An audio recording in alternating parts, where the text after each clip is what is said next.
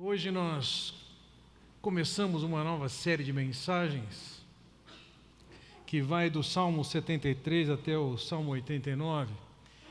E talvez isso levante uma pergunta na sua cabeça: por que tão quebradinho assim, 73 a 89? Por que não faz do 70 até o 90?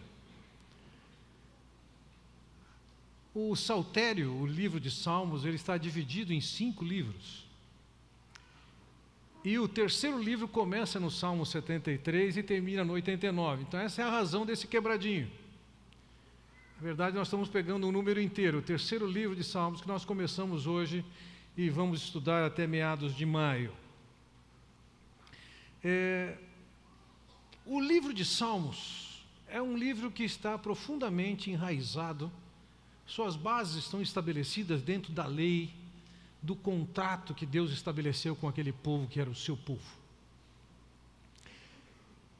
Dentro da lei, da orientação que Deus dava ao seu povo, Ele diz lá: se andardes nos meus estatutos e guardardes os meus mandamentos. Se o povo estivesse andando de acordo com as determinações e as orientações de Deus, Ele prometia uma série de coisas, entre elas ali em Levítico 26 lemos: darei as vossas chuvas, a terra dará a sua semente, a colheita vai durar até a vindima, vai ter pão a se fartar, estabelecerei a paz. Veja, se o povo estivesse andando de acordo com a orientação de Deus, Deus está dizendo assim: vocês vão se dar bem.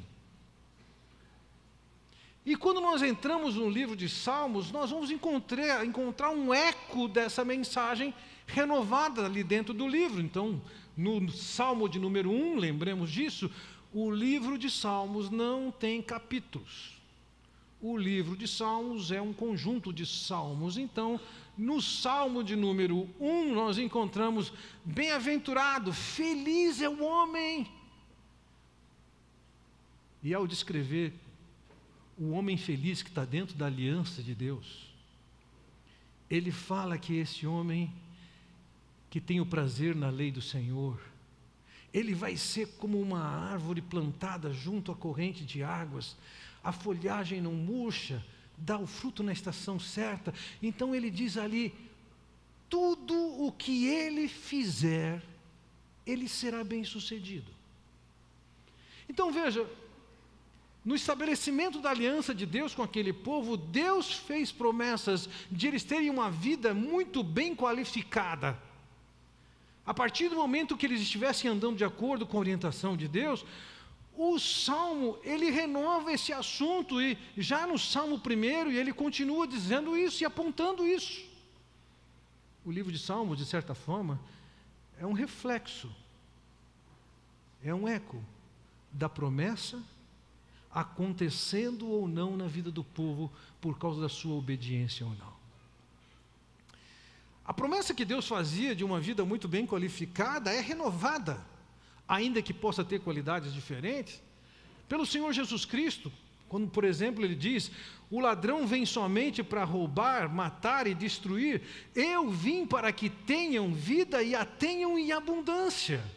Então a promessa do Antigo Testamento era de uma vida marcada por felicidade, e aqui o Senhor Jesus está dizendo o seguinte: eu tenho uma promessa de que você tenha uma vida marcada por abundância.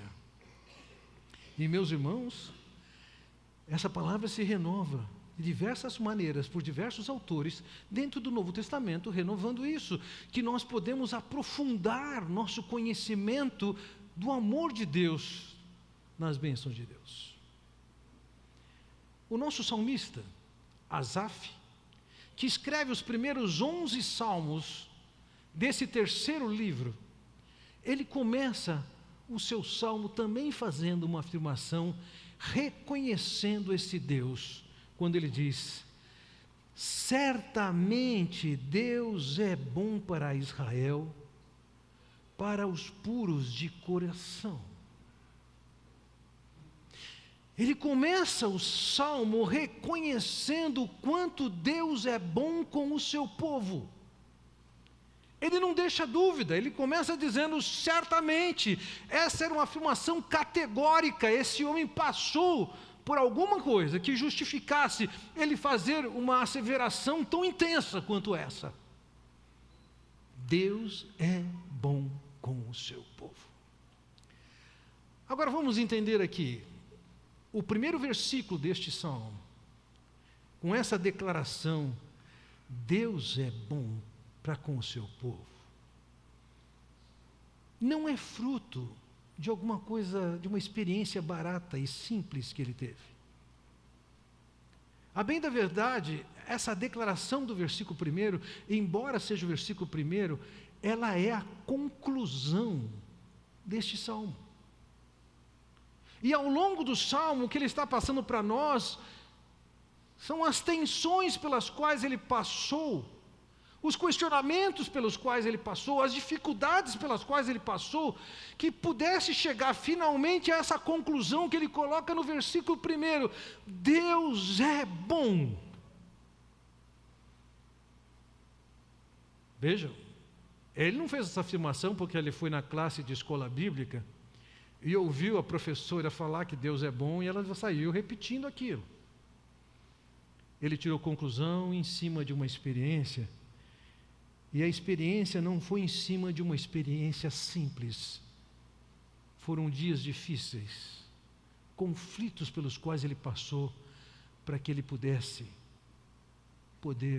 fazer a declaração que ele fez.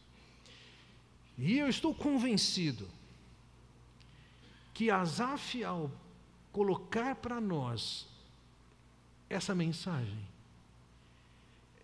ele sabia, Deus sabia, que você e eu vivemos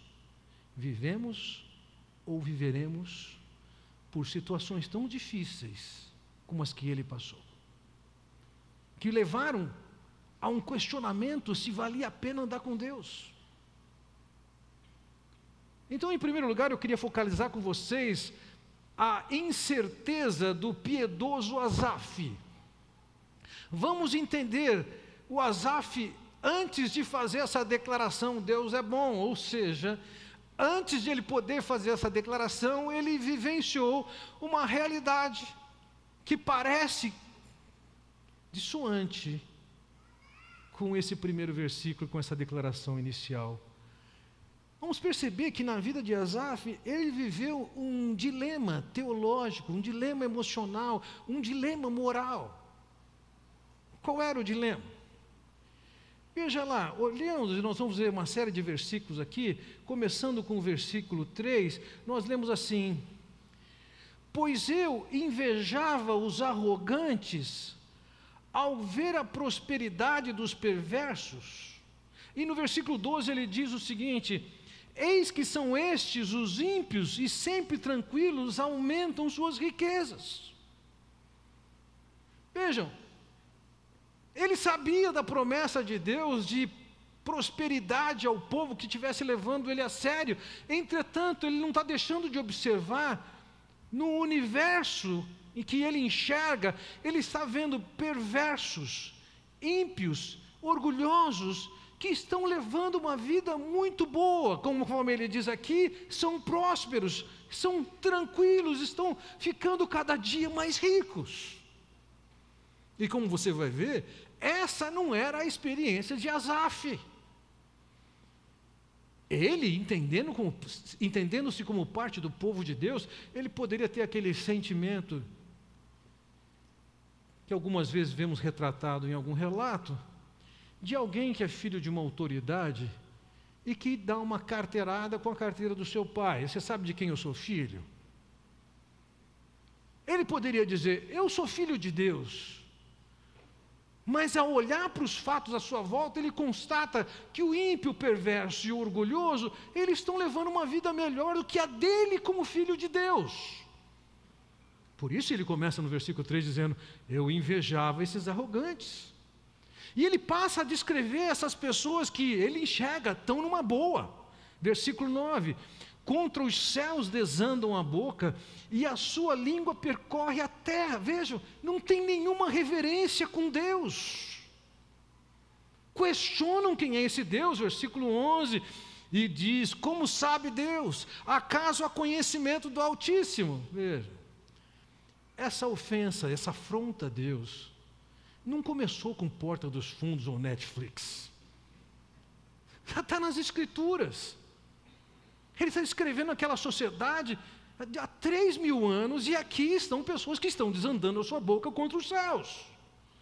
E sabe o que mais? Eles não só estavam fazendo isso, como eles estavam se dando bem. Olha a vida que eles levam, versículo 5. Não participam das canseiras dos mortais, nem são afligidos como os outros homens. Ele está olhando para esses personagens à sua volta, que estão se dando bem. Ele fala, esses caras estão numa boa. Eu tenho que trabalhar o que tenho que trabalhar para conseguir o que eu tenho. Esses caras estão muito bem. 10 horas da manhã vai para a academia. E eu trabalhando como estou trabalhando aqui. Como é que é? Eu que sou o filho de Deus, e é Ele que está levando a vida numa boa. E o pior de tudo, além dele enxergar o que enxerga nos outros, olha o que ele diz no versículo 14. Pois de contínuo sou afligido e cada manhã castigado. Ele sofre das aflições típicas de um mortal. E ele enxerga o soberbo, o ímpio, o perverso, levando uma vida numa boa. Como é que pode entender, conciliar essas coisas? Eu não fiz nada de errado e não estou levando uma vida fácil, mas eu de repente conheço aquele vizinho que está numa boa e de repente eu vejo ele sair da casa dele com uma Porsche que eu nem sabia que existia. Ele está numa boa e eu aqui. Senhor, o senhor não está sendo justo. Como é que pode isso? Ele poderia estar dizendo, eu suponho que o senhor seja bom, mas como é que eu concilio essas duas questões teológicas? Um ímpio se dando bem e um piedoso se dando mal. Veja, na sequência nós percebemos que é difícil para ele processar essas coisas.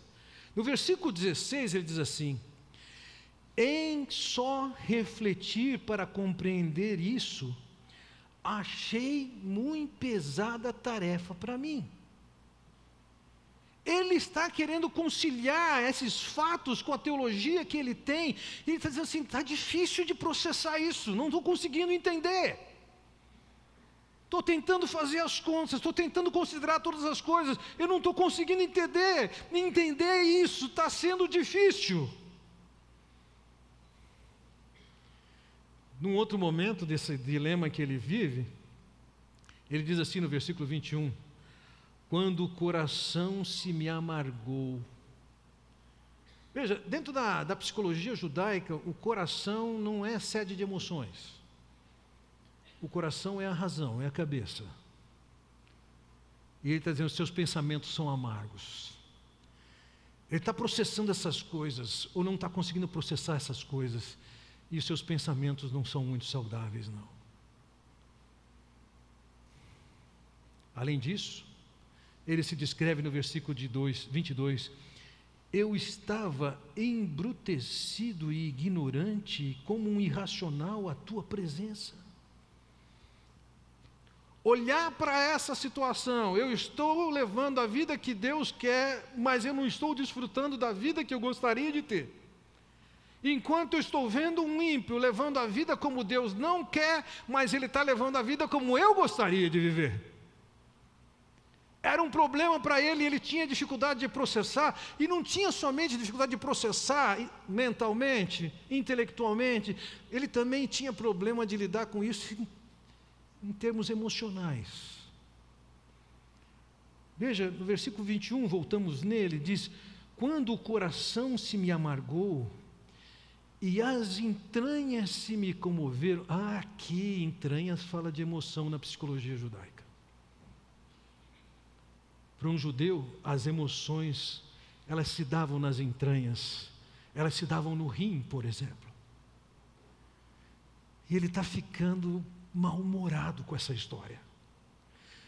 É diferente de Salomão. Salomão chega, estando em uma outra situação, na mesma condição. Ele diz objetivamente, eu já vi um ímpio, um perverso viver muito tempo, e um piedoso viver por pouco tempo. Mas na cabeça de Salomão isso não afeta, a emoção de Salomão não é afetada, mesmo porque ele não estava vivendo a realidade de Asaf.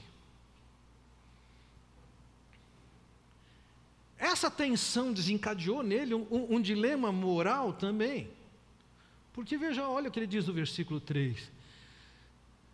Pois eu invejava os arrogantes ao ver a prosperidade dos perversos. Ao ver a vida que os ímpios e perversos levam, ele começou a ter inveja, isso é, o desejo de eles não terem o que têm e o desejo de ter o que eles têm.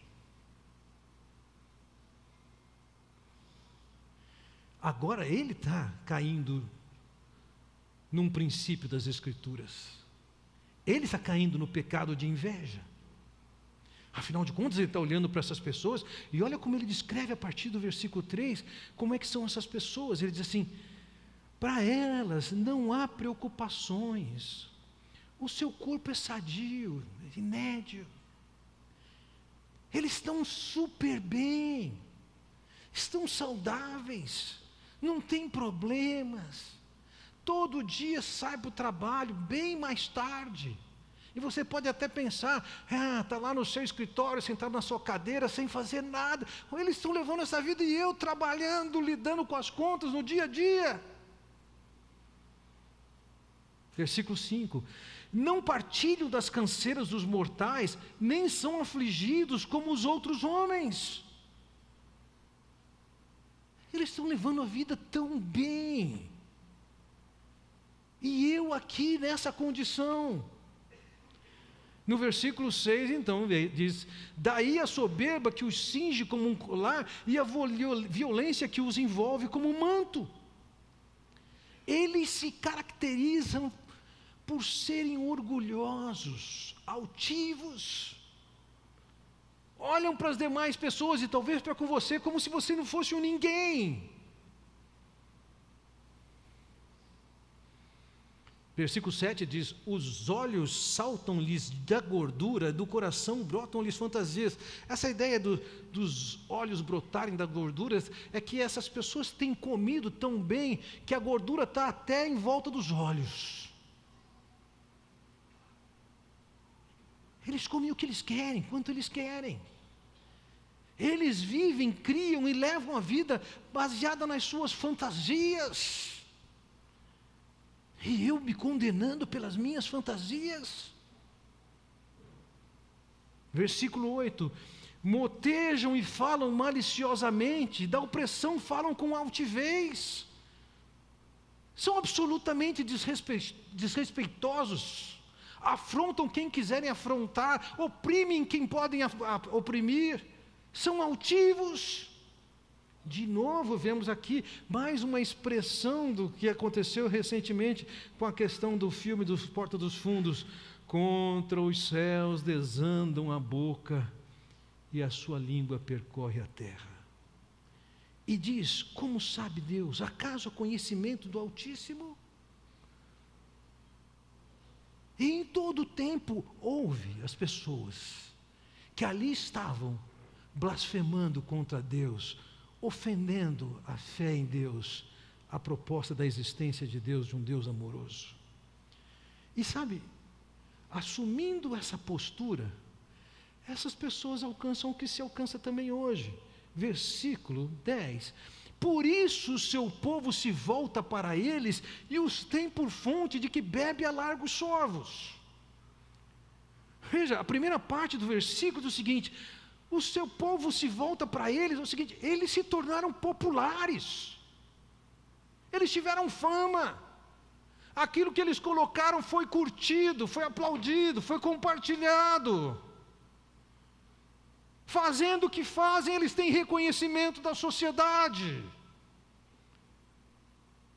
e as pessoas os têm por quem bebe a largos sorvos. A ideia aqui é alguém que quando vai beber alguma coisa, tem bastante para ser bebido.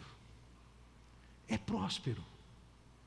Não é uma tacinha de vinho com um pouquinho de vinho, não. Ele está bebendo na garrafa, está cheio. Esse cara que está levando a vida como eu queria levar. além de tudo isso, ainda tem um reconhecimento popular. Ele descreve no versículo 12: eis que são estes os ímpios, e sempre tranquilos aumentam suas riquezas. E ele descrevendo assim: eu sou afligido, a vida não está fácil para mim. Ele olha para isso, para a promessa de Deus e prova da aflição. Ele olha para a vida dessas pessoas e tem uma vida que ele gostaria de ter.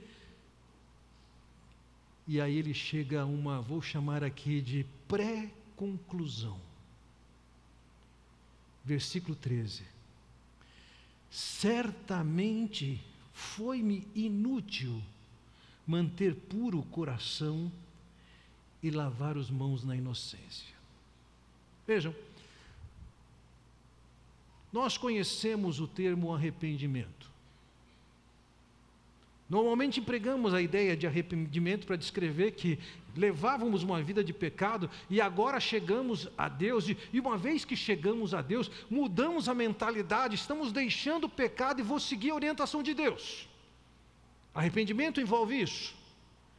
Aqui, o salmista tem um outro tipo de arrependimento. Ele se arrependeu de se arrepender. Ele se arrependeu de estar levando a vida com Deus. Por isso que ele diz aqui: certamente foi-me inútil. Lembra que a conclusão dele começa com um certamente. Certamente Deus é bom. Mas antes de chegar nessa conclusão de que certamente Deus é bom, aqui ele diz: certamente foi-me inútil levar Deus a sério. Certamente foi-me inútil dar atenção para aquilo que Deus fala e colocar em prática o que Deus fala.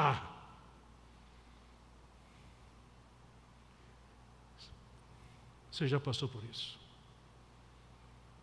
Começou a olhar para a vida e tem inveja do ímpio, do perverso, do arrogante, porque nitidamente, da sua percepção, ele está numa vida que é uma boa, enquanto você não está vivendo a vida boa que Deus tem para você.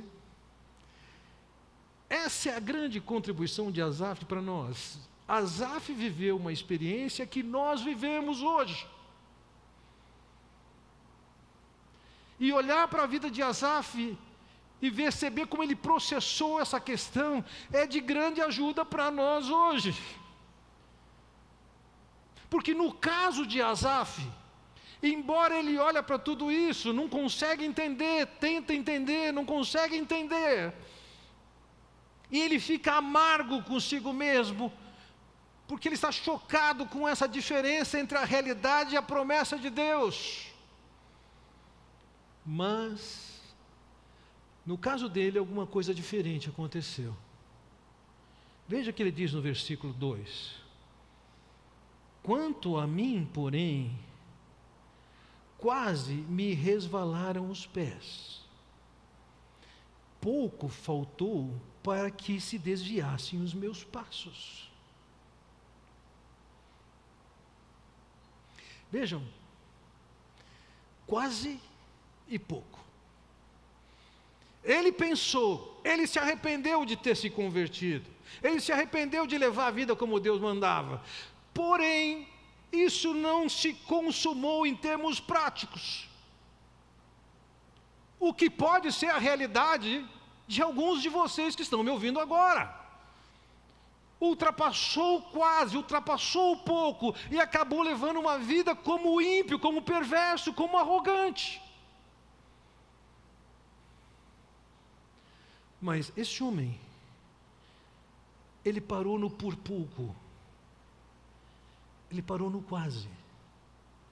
Antes de ele assumir a vida do ímpio, do perverso e do arrogante, aconteceu alguma coisa. Ao processar essa questão tão crítica para ele, e talvez crítica para você que está me ouvindo aqui agora, ele trabalhou e retrabalhou isso de uma maneira que foi só quase, e foi por pouco.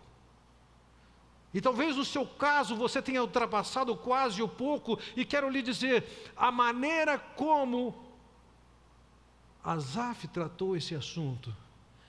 É a maneira como você tem que tratar esse assunto também agora na sua vida, tendo sido por pouco que não tenha caído, ou tenha caído, passado do pouco e do quase.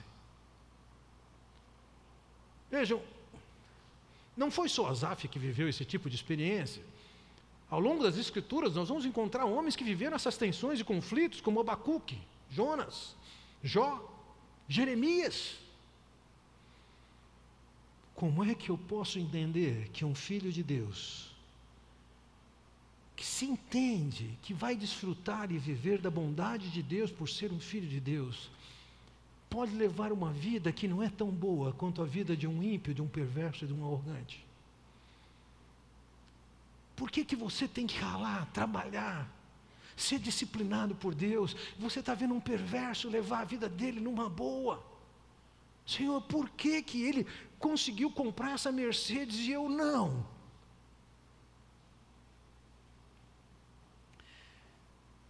Essa atitude honesta de Asaf me faz pensar, esse é um dos caras que eu, quando encontrar na eternidade, quero dizer para ele, valeu, obrigado por aquele salmo. Grande lição, que bom que você confessou alguma coisa tão intensa que nós vivemos no século 21. Então nós temos que olhar não somente as tensões que Asaf viveu antes de poder dizer que Deus é bom. Precisamos de entender como é que ele processou esse assunto.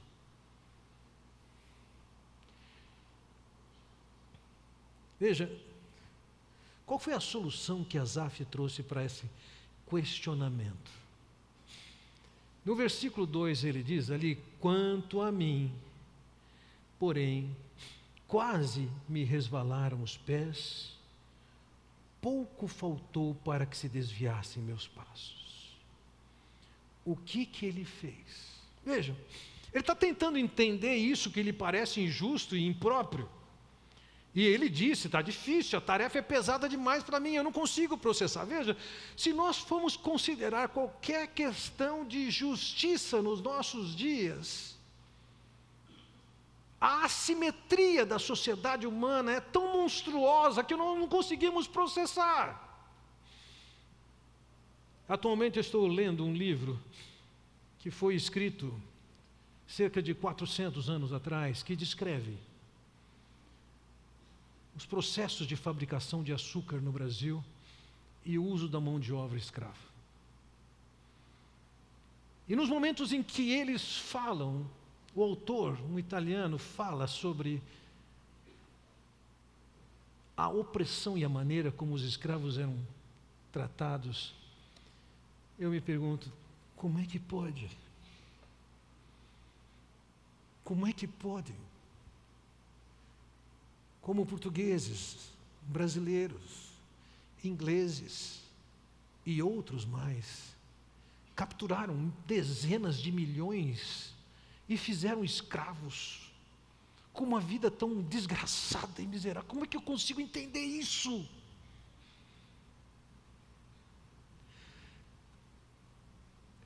Entender certas questões, simplesmente com a perspectiva humana, é alguma coisa absolutamente impossível. Então vejam aqui, ao lidar com essa questão de um Deus bom e justo, permitir que o justo passe por dificuldade e um ímpio leve uma vida numa boa, ela precisa ser abordada com 2 passos. E o primeiro passo que ele trata aqui é tratar com Deus esse assunto, não é tratar sozinho. Veja o que ele diz no versículo 16 e 17. No 16 ele diz, em só refletir para compreender isso, achei muito pesada a tarefa para mim, refletir, especular, tentar conciliar por si mesmo essas coisas. Ele diz, é pesado demais para mim. Mas então no versículo 17 ele diz, até que entrei no santuário de Deus e atinei com o fim deles. Os conflitos que ele passou e a dificuldade de entender esse assunto duraram até que há um momento que ele entra no santuário de Deus. Isto é, a maneira de ele dizer que ele chegou-se diante de Deus, chegou-se na presença de Deus, ele parou para aprender do seu Deus, ele certamente teve que olhar para as Escrituras e ver o que Deus fala sobre isso. Ele não tentou resolver o problema sozinho. Ainda que ele tinha um problema com Deus, a maneira como ele estava gerenciando essa questão da maldade e da pureza e a qualidade de vida de um e de outro, ele não ficou sozinho, ele foi tratar com Deus. As tensões que nós temos, como Asaf tem, Abacuque teve, Jó teve, Jeremias teve, não são considerações que devem ser feitas somente da perspectiva humana. Enquanto olharmos somente da perspectiva humana, nós não vamos conseguir solucionar isso e superar as assimetrias que um homem perverso é capaz de criar. Também olhamos para isso e observo isso ao Deus colocar dentro do seu plano revelações de conflitos como a que esse homem viveu e tantos outros viveram. Ele está dizendo o seguinte: aqueles que creem podem e devem passar por dúvidas pesadas, e o melhor lugar para tratar essas dúvidas é diante de Deus. Não é se escondendo, não é se isolando, não é resolver por si mesmo. O segundo passo para o qual eu chamo a sua atenção aqui, dado por Asaf, é que, como eu disse, é necessário um arrependimento. Todos nós temos que olhar a vida da perspectiva de Deus e olhar para as nossas próprias atitudes e ações e reconhecer da maneira como Deus reconhece. E o que eu percebo nesse salmo aqui é que, embora ele tenha livre para pensar e imaginar o que imaginou, nós encontramos aqui também um forte elemento de confissão, de reconhecimento do próprio pecado. Veja, no versículo 2 ele diz: quanto a mim, porém, quase me resvalaram os pés, pouco faltou para que se desviassem os meus passos. E no versículo 3 então ele diz: pois eu invejava os arrogantes ao ver a prosperidade dos perversos. Ele confessou para Deus que ele estava sendo invejoso. Ele confessou para Deus que ele queria ter o que era dos outros.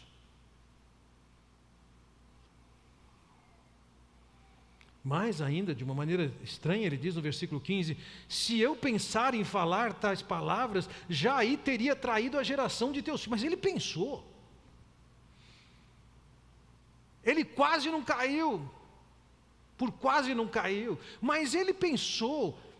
Ele estava invejoso, ele estava indignado, ele estava perplexo, não conseguia conciliar essas questões.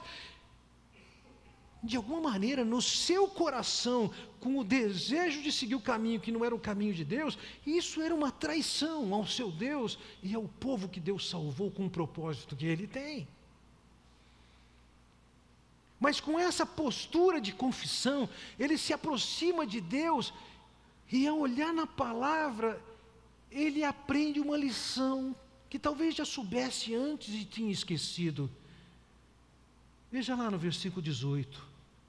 Ele diz a Deus: tu certamente os pões em lugares escorregadios e os fazes cair na destruição.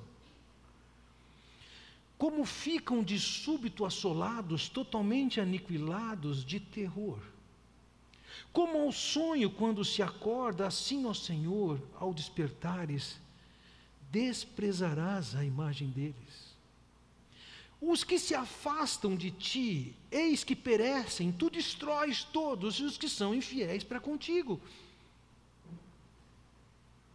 Ele compreende uma coisa aqui. é que o ímpio, o perverso, o rebelde a Deus, o desobediente a Deus, vai ter uma hora que ele vai prestar contas a Deus. E aí, a prosperidade que teve nesse mundo não pesa, não é relevante. Certa ocasião, eu fiz uma pergunta para 2 adolescentes. A pergunta foi: se Deus perguntasse para você, tem alguma coisa que você acha que eu deveria fazer diferente do que eu faço? Você tem alguma sugestão para mim?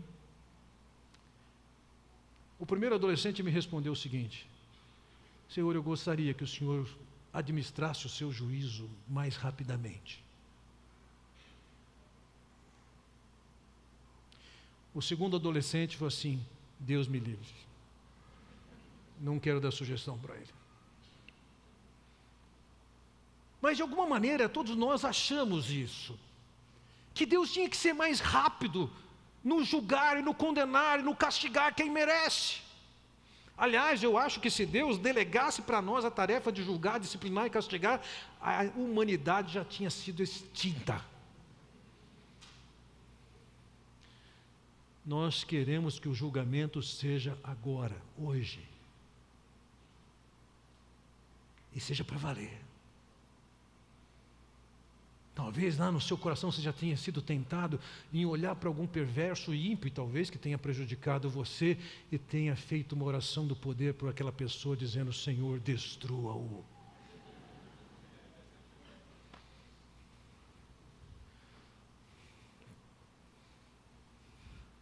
A forma e a ocasião do juízo de Deus não é quando você quer.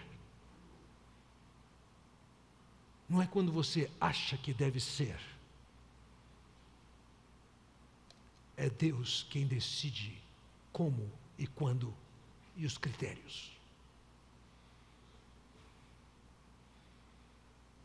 Asaf, quando chega diante de Deus, e ele começa a aprender na palavra de Deus, que é essa vida que a impiedade pode propiciar,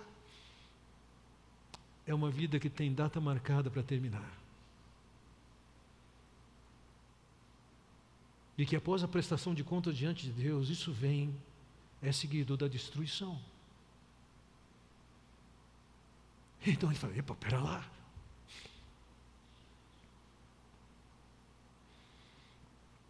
Ele faz uma confissão nesse texto que eu nunca vi em nenhum lugar fora das Escrituras. Versículo 21, ele diz: quando meu coração estava amargurado e no íntimo eu sentia inveja, agi como estúpido e ignorante. Minha atitude para contigo era de uma besta. Eu nunca vi ninguém orar dizendo assim: Senhor, como eu sou estúpido, como eu sou ignorante, eu sou uma besta mesmo.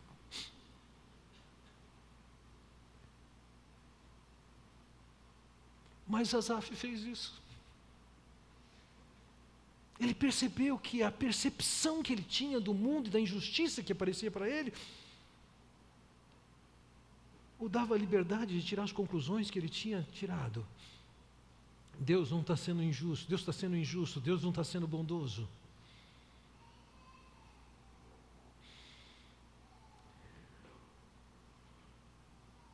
Se aproximou de Deus para tratar o assunto. Ao se aproximar de Deus, ele tinha que aprender de Deus o que ele falava sobre o assunto. E ele para confessar os seus pecados. Eu tive inveja, Senhor. Eu te traí. Eu fui um ignorante. Eu fui uma besta. Eu fui um estúpido.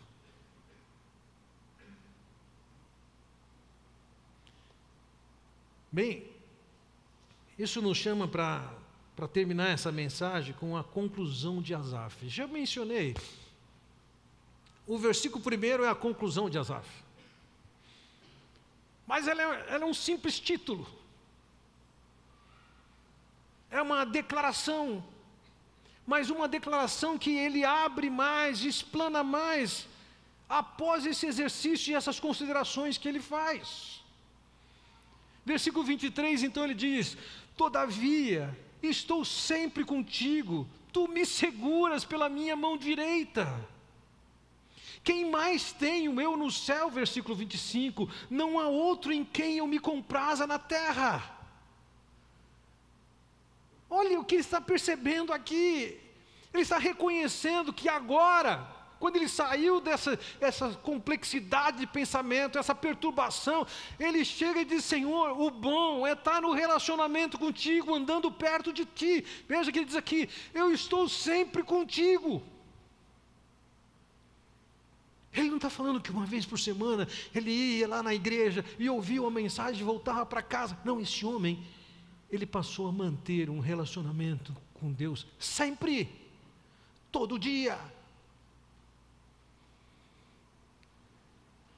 Ele também percebia nesse momento: tu me seguras pela minha mão direita. Deus estava sendo o seu esteio, a sua segurança. Ele diz no versículo 25: em quem eu me compraza na terra, não há. Ele está dizendo assim: Senhor, tem um monte de alegrias que tem aqui na terra, são legais, mas nenhuma alegria me traz tanto prazer quanto estar na tua presença e andar contigo. Certamente você e eu já vivemos diversas alegrias que essa vida pode oferecer. As alegrias de visitar certos lugares.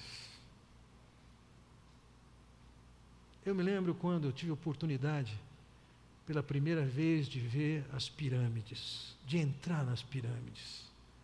Para mim aquilo era emocionante demais. Tanto tempo estudando história, ouvindo das pirâmides, e estar ali, que prazer grande. Você pode ter o prazer do amor de um relacionamento amoroso. Você pode ter o prazer de ter entrado na casa ou ter comprado um carro novo, mas ele está dizendo o seguinte: o Senhor é o meu prazer. Não tem nada que me comprasse tanto quanto o Senhor. No versículo 24, então, ele diz: tu me guias com teu conselho e depois me recebes na glória. Veja, duas coisas aqui que ele fala. Ele está debaixo, numa relação em que ele está sendo orientado por Deus, está sendo instruído por Deus, ele está aprendendo com Deus. O que é que Deus fala? O que as Escrituras revelam? Além de ele aprender de Deus, ele tem a certeza de que Deus o recebe na glória.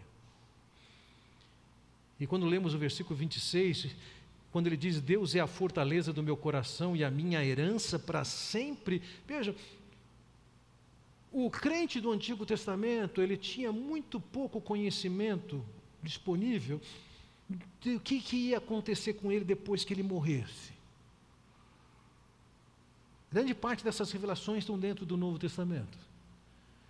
Mas dentro do pouco que ele conhece, ele sabe que vai ter uma hora que o Senhor o vai levar e que na glória Deus vai recebê-lo.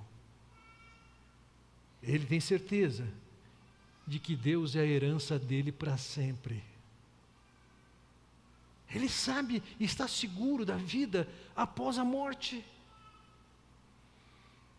Ainda no versículo 26 ele diz: ainda que a minha carne e o meu coração desfaleçam, Deus é a fortaleza do meu coração. Então vejam, esse homem, quando ele se volta para Deus e vai tratar esse assunto com Deus, ele começa a aprender com Deus, a andar com Deus, ter uma segurança que vem de Deus, a certeza de que na eternidade ele vai aprofundar essa relação.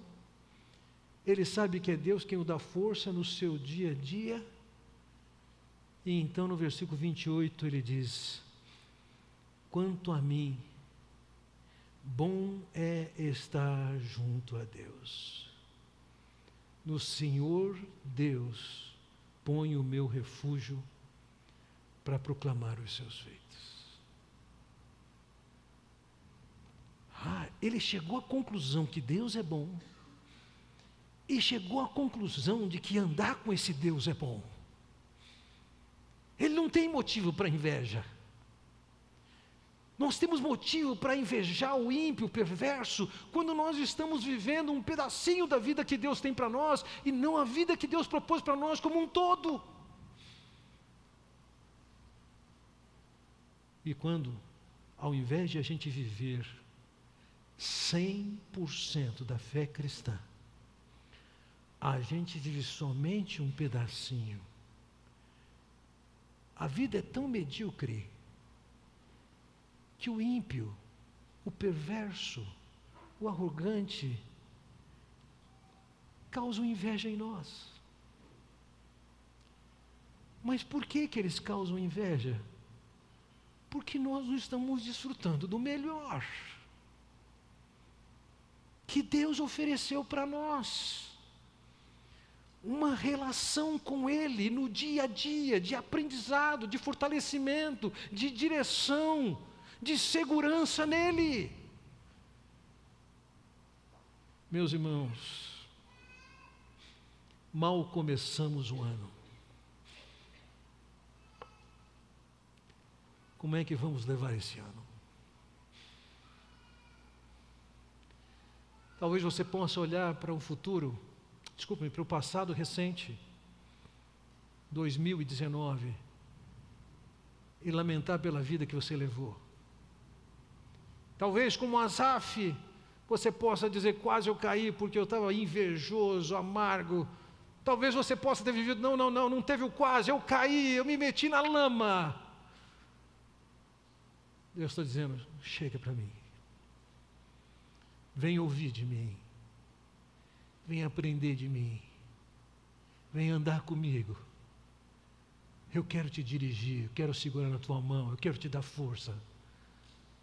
Você vai ver uma vida que nenhuma vida de perverso, ímpio, orgulhoso vai provocar qualquer tipo de inveja em você. Venha até mim. Eu desejo a todos vocês, de fato, um 2020 abençoadíssimo. Que ao invés de você viver uma vida de lamento pelo que você está perdendo, você perceba que o ideal que Deus tem é muito melhor do que qualquer coisa que esse mundo possa oferecer. Avançando, nesse tempo eu quero introduzir nosso tempo de oração. E nesse tempo de oração eu quero colocar para vocês 3 motivos para vocês orarem, e hoje nós vamos orar individualmente, você não vai orar com mais alguém, não. Em primeiro lugar, eu gostaria de levá-lo nessa noite a fazer um tempo de confissão. Talvez você tenha como Asaf dizer: eu sou uma besta mesmo.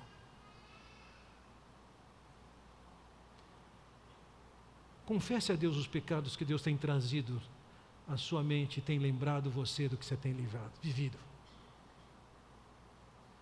Em segundo lugar, peça a Deus que Deus o atraia e com disciplina você possa se aproximar dEle e conhecer mais dEle e da palavra dEle. E em terceiro lugar, você ore a Deus para que você possa, em 2020, viver uma vida conforme as possibilidades que Ele cria para você, de um relacionamento pessoal, de cuidado, de força, de direção, de instrução, que Ele quer dar para você. Você não precisa levar um 2020 na lama, na inveja, nos conflitos mentais, num coração amargo. Você pode levar um 2020 desfrutando do melhor que Deus tem para nós. silenciosamente, individualmente, vamos ter um tempo de oração.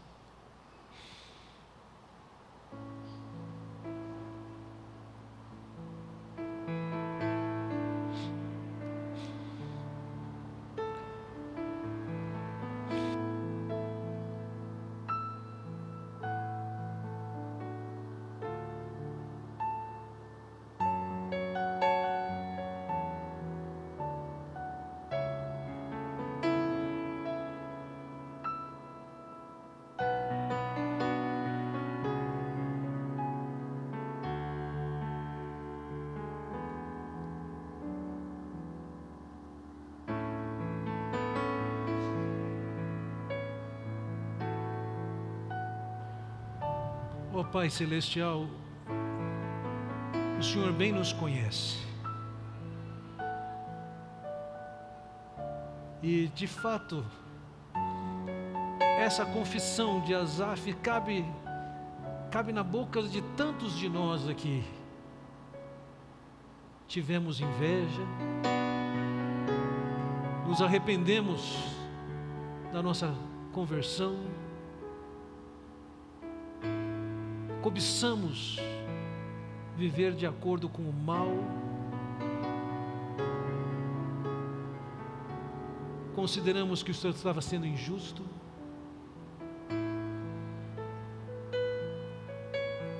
como Asaf disse, tantas vezes temos sido estúpidos, ignorantes, umas bestas.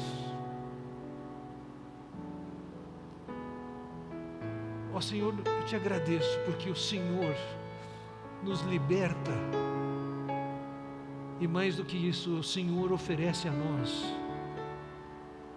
a possibilidade de uma vida em que conhece a Tua bondade de perto.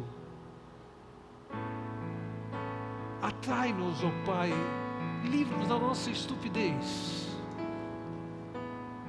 traze-nos, ó Pai, para perto de Ti, onde nós podemos processar o que não entendemos nesse mundo, e ainda mais, onde nós possamos encontrar a fonte de todo o prazer verdadeiro, o Senhor mesmo. Conduze-nos, ó Pai, nesse ano, libertos de uma perspectiva medíocre de vida, mas que possamos, como Asaf, dizer: o Senhor é bom, e é bom andar com o Senhor. É o que eu oro em nome de Jesus.